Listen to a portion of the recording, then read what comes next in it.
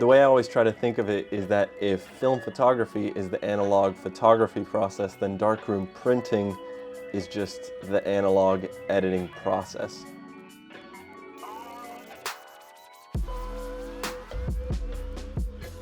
This week's video is all about setting up my very own home darkroom. This is something I've wanted to do for years.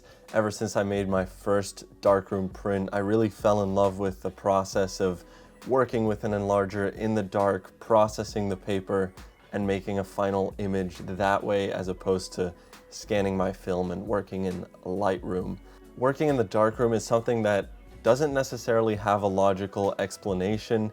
It's definitely more cumbersome, it's more expensive, and it's a lot more time consuming, but there are just certain things that a darkroom process can do that I think digital editing isn't quite capable of, and it's certainly not for everyone. It's certainly not the easiest process, and especially trying to set up a darkroom in a modern day where that kind of technology isn't really being made anymore. It's quite difficult, but I wanted to try my hands at it anyway and essentially turn my kitchen into a darkroom. So that's what this video is going to be all about.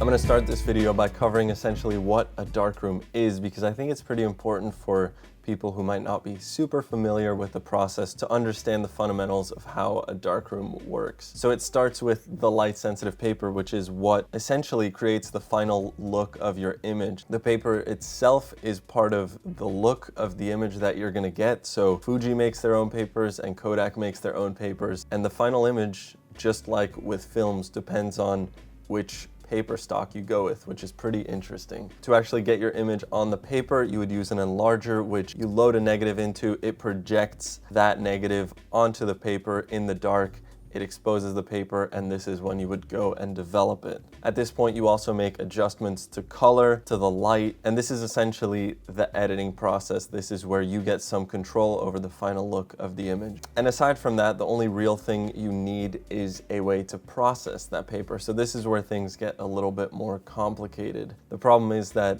developing color paper is a lot harder than developing black and white paper, because typically with color paper, the developing times and also the temperatures of the chemicals are a lot more crucial. So this is usually where you'll see a big developing machine like this one at my local lab.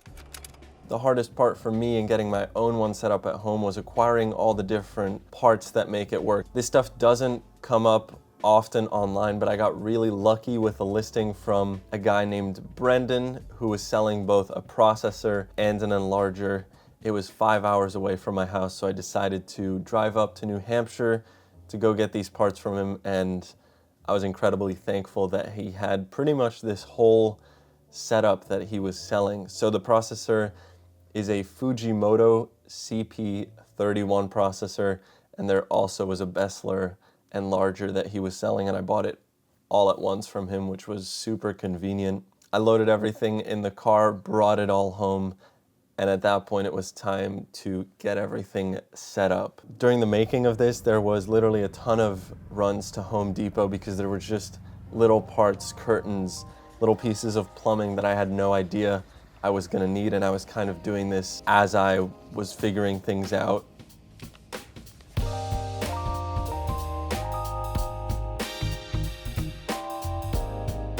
Now, one of the things that this processor does require is running water, so I had to bring out my plumbing skills and plumb up my sink to be able to have running water to this machine. That was quite interesting. I'm sure if there's any plumbers watching this, they're probably laughing at this leaky extension that I built into my sink, but it worked out in the end, and now I basically have a way to split my sink line to also provide running water to this machine.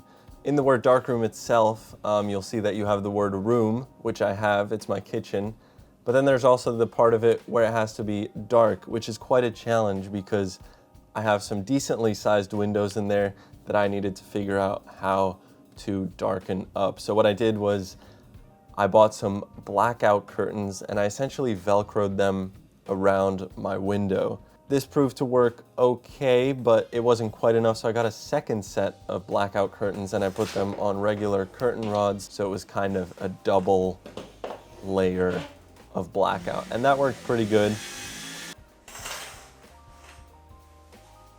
At this point, it was time to test out the film processor. These things are notorious for breaking. It's incredibly scary. If you start one of these things without water, you basically instantly wreck the whole machine.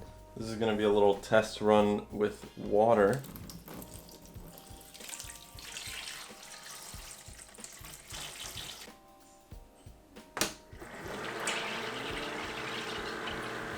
Inside of these chemical baths, you put the rollers, which essentially transport the paper through each chemical bath for the correct amount of time so that your image develops correctly. And I put everything in the machine, turned it on. The pumps were working great, and I also tested it by just feeding some paper through the machine that was already exposed.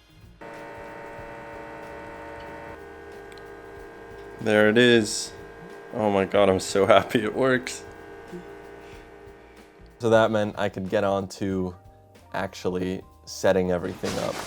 Today's a pretty exciting day because I finally got in some parts to make the workbench that my darkroom is actually gonna sit on top of. That's kind of what I was waiting for to do anything more, because I needed the tabletop space in here to be able to fit all this equipment. I think what I'm gonna do is keep that half of my kitchen for sort of just the eating table, and this side will be the darkroom side. There's a little divider wall right there. I think that's what I'll use to keep things separated. But for now, I'm gonna build this table. How am I even gonna do this?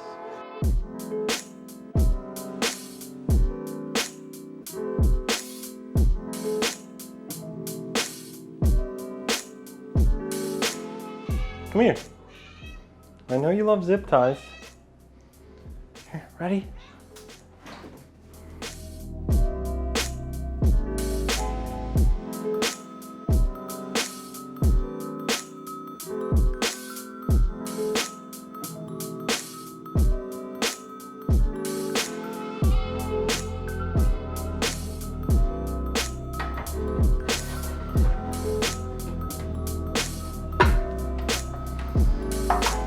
Once I had everything set up, I was eager to get this setup tested out, and I was looking for some chemicals, and to my surprise, not a single place in New York stocks these chemicals. So it took a whole trip out to New Jersey just to find the chemicals to get this thing going. Me and the workers were trying to figure out what the heck you need for this, because the chemicals come in so many different parts. So eagerly, I drove home and I got to mixing some chemicals.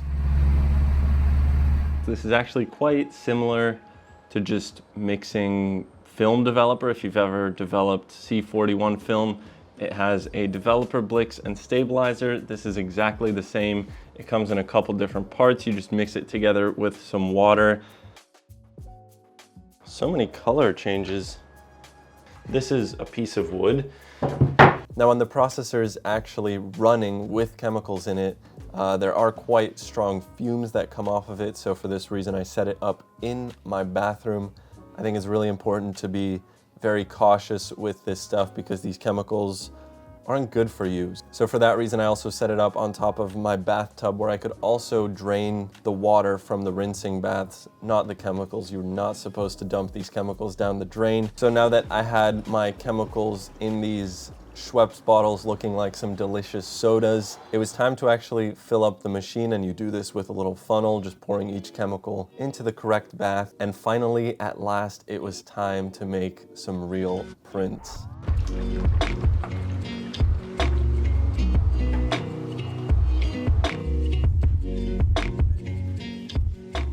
This is where things get really rewarding, because setting all of this up was quite a task, doing all the research on the equipment, what exactly I needed, how to do the chemicals. It's not necessarily easy in any way, but finally, after I had everything set up, just looking through my negatives and being able to start making prints was super rewarding.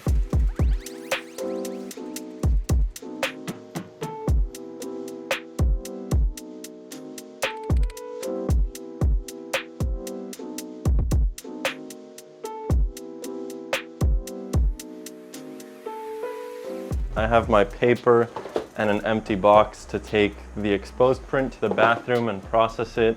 My negative is in here. All that's left to do is, wow, that's dark.